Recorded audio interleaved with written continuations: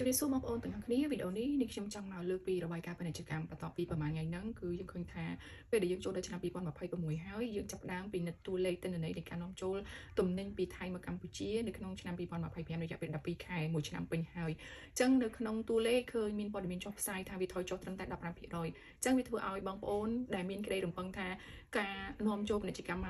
កពីថៃមកកម្ពុជាវានឹងធ្លាក់ចុះកាន់តែខ្លាំងជ្រៅច្រើនមែនតើអញ្ចឹងបងប្អូនខ្លះក៏គិតថាមិនក៏ធ្លាក់តែ 15% អញ្ចឹងអ្នកណាគេនៅតែប្រើអ្នកណាគេមិនឈឺចាប់អញ្ចឹងបងប្អូនចាប់ផ្ដើមដាក់បន្ទុកឲ្យគ្នាបងប្អូនចាប់ផ្ដើមចោទប្រកាន់ទៅលើគ្នាប៉ុន្តែនៅត្រង់ចំណុចនេះខ្ញុំចង់ឲ្យបងប្អូនបានជ្រាបបន្តិចពីតួលេខពាណិជ្ជកម្មពីព្រោះយើងត្រូវតែសិក្សាទៅលើតួលេខរយៈពេល1ឆ្នាំនឹងឲ្យអស់សិនតាមយើងនិយាយគ្នាហើយមួយវិញទៀតនាងខ្ញុំសូមឲ្យបងប្អូនកុំតន់ជេរគ្នាឯងចាយើងមើលពីហេតុផលហើយយើងចាប់ផ្ដើមធ្វើការគុណគូទាំងអស់គ្នាមើលថាតើវាស័ក្តិសមអត់តើវាត្រូវដែរឬអត់អញ្ចឹងចំពោះតួលេខនៃទិន្នន័យពាណិជ្ជកម្មយើងឃើញថាបើទោះបីជារយៈពេល8ខែចានាងខ្ញុំរាប់ចាប់ពីថ្ងៃដំបូងដែលទាហានកម្ពុជាយើងមករូបចាវីរៈយុទ្ធជនឬក៏វីរៈកងទ័ពរបស់យើងបានពាក់លីដោយសារតែទាហានថៃបានបាញ់សម្លាប់នៅតំបន់មុំបីកាលពីឧសភាឆ្នាំ2025គឺជាថ្ងៃដែលចាប់ផ្ដើមដំបូងនៃបញ្ហាប្រេះស្រាំរហូតឈានមកដល់ការឈ្លានពានលើយើងទាំងស្រុងតែម្ដងមកដល់បច្ចុប្បន្នរយៈពេលពីនោះរហូតមកដល់ពេលនេះវាជាង8ខែហើយជាង8ខែមកនេះបងប្អូនរំពឹងថាបញ្ហាទាំងអស់ហ្នឹងគឺនឹងត្រូវបានដាក់បន្ទុកទៅតាមការពហិកម្មប្រើប្រាស់ទំនិញរបស់យើងអញ្ចឹងយើងមើលពីទំហំពាណិជ្ជកម្មរបស់យើងវិញនៅក្នុងសង្គ្រាម8ខែជាងនេះបើទោះបីជាមានការឈ្លានពានតាមតំបន់ព្រំដែនមានការប្រយុទ្ធគ្នាមានការតស៊ូពីកងទ័ពកម្ពុជាយើងវីរៈកងទ័ពកម្ពុជាយើងក៏ដោយក្តីក៏ប៉ុន្តែសម្រាប់ការធ្វើពាណិជ្ជកម្មរវាងកម្ពុជាជាមួយថៃនៅធម្មតាដោយសារអីយើងបិទព្រំដែនគោកពិតមែនក៏ប៉ុន្តែ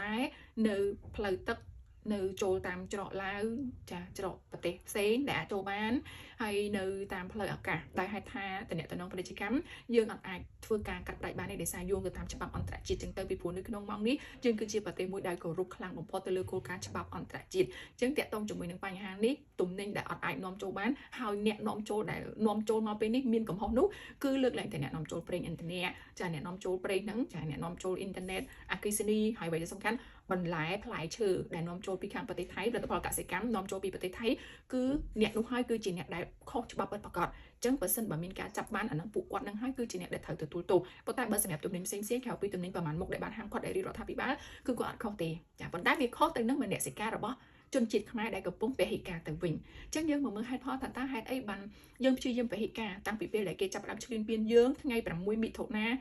ឆ្នាំ2025ជាពេលវេលាថ្ងៃ7នេះខ្ញុំនិយាយមុនមួយថ្ងៃថ្ងៃ7មិថុនាឆ្នាំ2025ជាពេលវេលាដែលគេចាប់ផ្ដើមបិទព្រំដែនដោយមិនប្រាប់យើងហើយប្រជាពលរដ្ឋគេមួយចំនួនគេចាប់ផ្ដើមមាក់ងាយមកលើយើងថាបិទដើម្បីឲ្យយើងដាច់ពោះស្លាប់បិទដើម្បីឲ្យយើងអត់អីហូបពីព្រោះគេជាប្រទេសដែលឆ្នាំងបាយអាស៊ីចឹងទៅប៉ុន្តែការគិតវាខុសកាន់តែបិទកាន់តែធ្វើឲ្យកម្ពុជារឹងមាំកាន់តែបិទកាន់តែធ្វើឲ្យខ្មែរស្នេហាជាតិងាកមកគ្រប់គ្រងផលិតផលខ្មែរវិ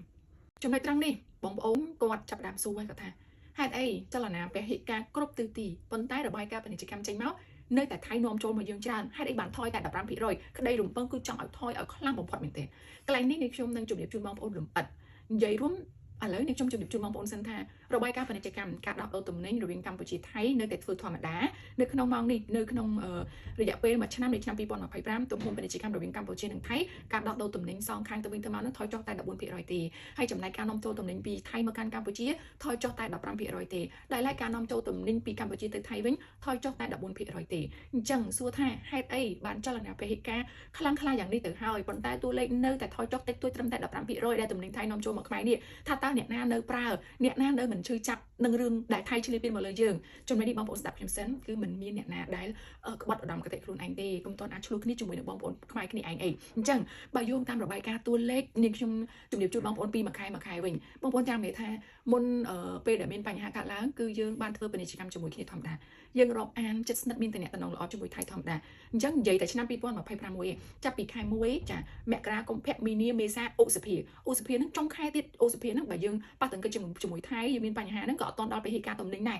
ចាអញ្ចឹងឧសភាហ្នឹងគឺយើងនៅប្រើប្រាស់ទំនិញទិញចូលអីធម្មតាអញ្ចឹងរយៈពេលហ្នឹងគឺនៅធម្មតាចាមកដល់មិថុនានេះក៏នៅមានការប្រើប្រាស់ធម្មតានៅឡើយអត់ទាន់ចលនាពហិការខ្លាំងទេអញ្ចឹងនេះខ្ញុំគិតថាមិថុនាហ្នឹងចុះអញ្ចឹងរយៈពេល6ខែនៅក្នុងឆ្នាំ2025មានន័យថាទំនិញដែលយើងទិញពីថៃការដកដូរទំនិញនៃប្រទេសទាំងពីរគឺចេញចូលធម្មតាទាំងអស់ហើយសាច់ដែលយើងពហិការគឺមានតែ6ខែចុងក្រោយទេមានន័យថាខែមិថុនាហើយគឺខែ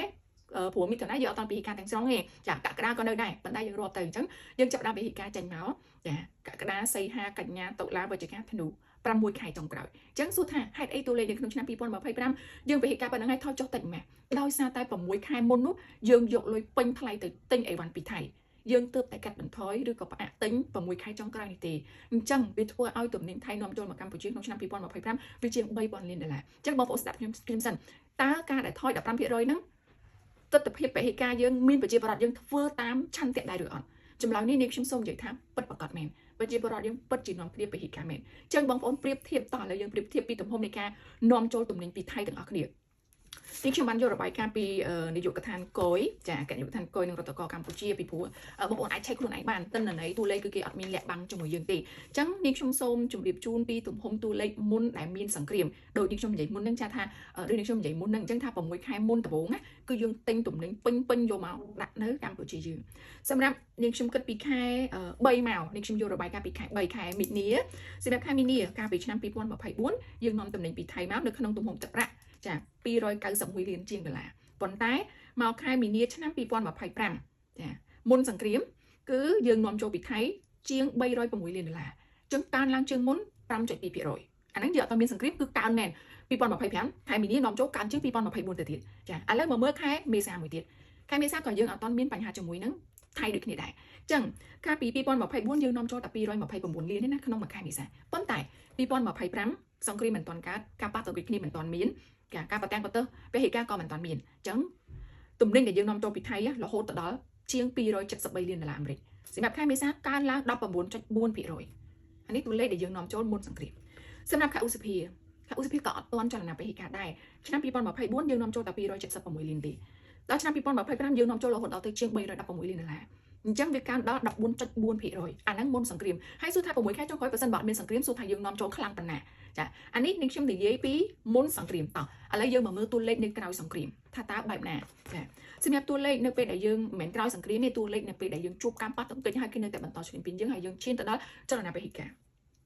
នេះខ្ញុំជម្រាបជូនរាប់ចាប់ពីខែសីហាកញ្ញាតុលាវិច្ឆិកាធ្នូតែម្ដងហើយបងប្អូននឹងថាមើលតួលេខហើយបងប្អូននឹងថាតើយើងពិតជាធ្វើពហិការពិតមែនឬអត់ចាសម្រាប់តួលេខខែសីហាជាពេលវេលាដែលយើងចាប់ផ្ដើមដំណើរការធ្វើពហិការដំបូងវាមិនទាន់ខ្លាំងប៉ុន្តែចាប់ផ្ដើមធ្វើហើយពីព្រោះពេលហ្នឹងយើងចាប់ផ្ដើមឈឺចា2024នៅក្នុងខែសីហាយើងនាំចូលទំនិញពីថៃជាង$301 លានអាមេរិកប៉ុន្តែនៅខែសីហាឆ្នាំ2025យើងនាំចូលតែ$213 លានទេទំហំនៃការនាំចូលនេះគឺវាធ្លាក់ចុះ 11.8% ចាឥឡូវមកទៀតថាតើនៅតែបន្តធ្លាក់អត់សម្រាប់ដល់ខែកញ្ញាឆ្នាំ2024យើងនាំចូល$307 លានប៉ុន្តែមកខែកញ្ញា2025យើងនាំចូលនៅសល់ត្រឹមតែ$207 លានទេធ្លាក់ចុះជាង 32% ចាអានេះចាប់តាមធ្លាក់ឯណាចាតមកដល់ខែតុលា2024យើងនាំចូល$298 លានហើយ2025នេះយើងនាំចូល$239 លានអញ្ចឹងខែនេះក៏ធ្លាក់ចុះទៀតដែរធ្លាក់ចុះ 19% ចាតមកដល់វិច្ឆិកាខែវិច្ឆិកាកាលពីឆ្នាំ2024យើងនាំចូលមួយខែហ្នឹងរហូតដល់ទៅជាង$309 លានប៉ុន្តែដោយឡែកនៅពេលដែលគេឈ្លានពានយើងនៃចលនាពហិការយើងវាធ្វើឲ្យការនាំចូលនៅសល់ត្រឹមតែ$161 លានតែប៉ុណ្ណោះអញ្ចឹងការនាំចូលសម្រាប់ខែវិច្ឆិកាធ្លាក់ចុះរហូតដល់ទៅ 47.8% ចាអញ្ចឹងបងប្អូនឃើញទេចាប់ពីខែសីហាកញ្ញាតុលាវិច្ឆិកាមកការពហិការរបស់បងប្អូនពិតជាមានមែនប៉ុន្តែវាថយចុះបន្តិចម្ដងហើយខែវិច្ឆិកាធ្លាក់ចុះខ្លាំងដោយឡែកមកដល់ខែធ្នូចាខែធ្នូសម្រាប់ឆ្នាំ2024យើងនាំចូលរហូតដល់ទៅ$311 លានប៉ុន្តែសម្រាប់ខែធ្នូឆ្នាំ2025យើងនាំចូលតែ$190 លានតែប៉ុណ្ណោះអញ្ចឹងតួលេខនេះសួរថាវាថយរហូតដល់ទៅ 38.9% ចាអញ្ចឹងនាងខ្ញុំគិតថាបើយោងទៅតាមតួលេខទិន្នន័យទាំងនេះមានន័យថាបងប្អូនខ្មែរយើងពិតជាសហការគ្នានៅក្នុងការធ្វើពហិការពិតមែនប៉ុន្តែដោយឡែកដោយសារអី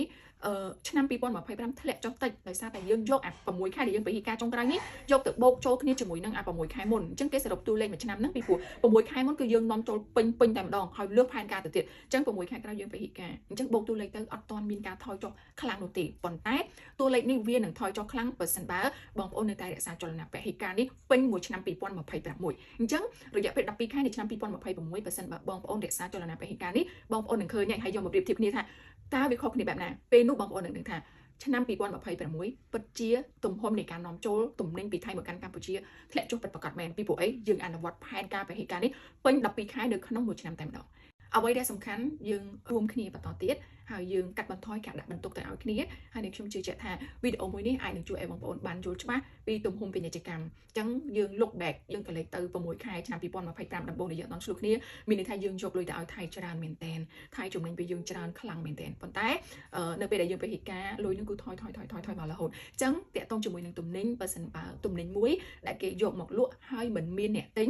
ថ្ងៃក្រោយគេនឹងឈប់យកមកលក់ទៀតហើយទំនិញអ្វីក៏ដោយការនាំចូលអ្វីក៏ដោយបើលក់មិនដាច់គេនឹងឈប់លក់យើងមិនឧទាហរណ៍ដល់ថៃយើងឧទាហរណ៍តែយើងខ្លួនឯងឯកតបុគ្គលយើងឧទាហរណ៍តែអាជីវកម្មតូចមួយធម្មតាបើសិនបើលក់មិនមានអ្នកទិញមិនមានអ្នកហូបមិនមានអ្នកប្រើប្រាស់បុគ្គលនោះនឹងឈប់លក់ដោយខ្លួនឯងអញ្ចឹងសង្ឃឹមថាបងប្អូននឹងអាចទទួលជ្រាបចំពោះវីដេអូមួយនេះហើយបើសិនបើនេះខ្ញុំលើកឡើងមានបញ្ហាខ្វះខាតត្រង់ចំណុចណាក៏សូមជួយបញ្ចេញមតិជាការកែលម្អដូចគ្នាផងដែរអរគុណច្រើន